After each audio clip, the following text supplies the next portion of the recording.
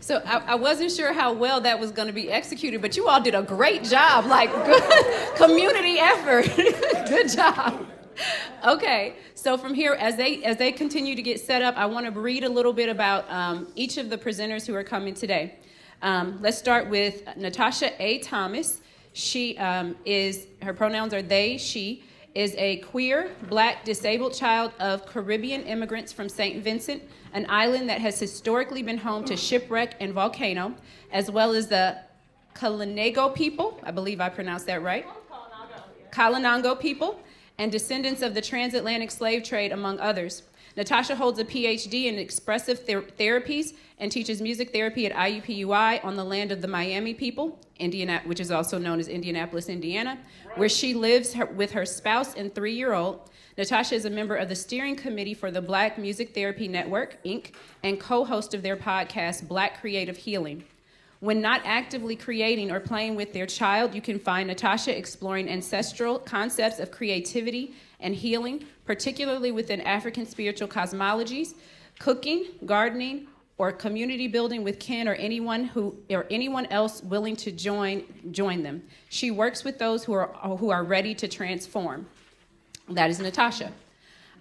We also have, I think her name is Mia Ward. Mia Ward, there she is, has been a board-certified music therapist since 2020. She graduated from the University of Louisville and calls Kentucky home.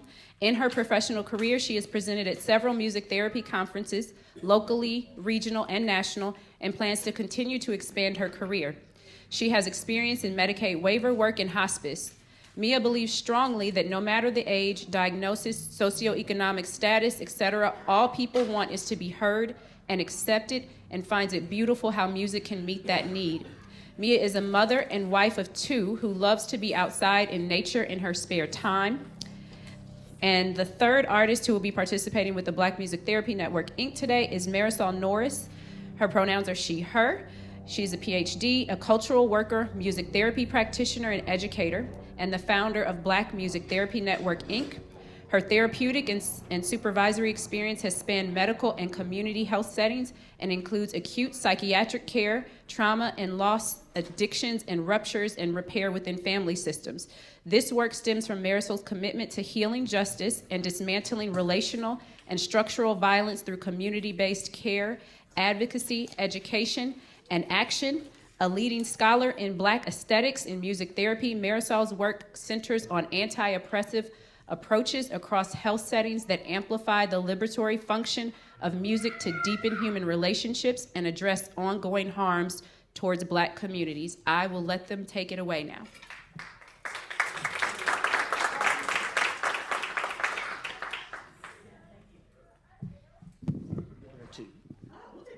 Thanks so much. Sure, thank you so much. This is such an honor for us to be able to be here and co-facilitate this space with all of you. Want to invite folks, if you want to scoot a little closer, close in the circle from the top, you're very welcome to. We don't bite, I promise. The instruments are also meant to be played by anyone who feels so led. Some of them are brand new, as you saw us taking them out of the packages. Thanks to my colleague Megan Masco, who's here from IUPUI Music Therapy Program. We're here to raise our voices in song, not just for justice, but for healing. Healing in a way that connects us to ourselves more deeply with our emotions, and that connects us with each other. And we've seen some of that already begin in this space. And we want to take the opportunity to catalyze it further, to help it grow deeper roots. Yeah? And we're going to do that by resourcing ourselves with a few songs about resistance and resilience. And then we're going to take ourselves into a space for emoting the grief that we are all carrying in this moment. And I'll pass the microphone to Marisol here too to let folks, yeah, please. Hi, everybody. And I also just wanted to add to what Natasha just noted, because music for us, as I believe music was for Herman, a very healing space, right? So within Black cultures, we have found ways to move through things, to make meaning of things, in ways that I think some of the most painful things imaginable as I sit here and listen to the painful things that have taken place in this family. So I'm just wanting to also recenter that many people have access to music in different ways and have found healing in music in different ways.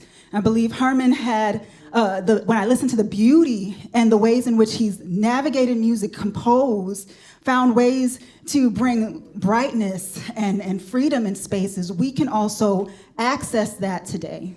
And so part of what we're doing here in this healing is thinking about resource. How have we resourced ourselves in some of the most trying times through music? How have we galvanized ourselves for a fight through music? And so today, as we come together, we want to just really center the power that comes from being together in song, being together in music. And so I think we could just invite people to come up and grab something, right? Yeah, as you feel so led. And these lyrics too, these are suggestions. We're going to create space inside each song that gets sung or that doesn't get sung. We'll feel our way through this together. And there will be space for improvisation, for whatever needs to come forward, and we will do our utmost, the three of us here, to help hold it musically, emotionally, and otherwise. And we know we've got extra emotional support folks in the back, too. See, people already grabbing things. Yes, You can come and grab yes. Please do.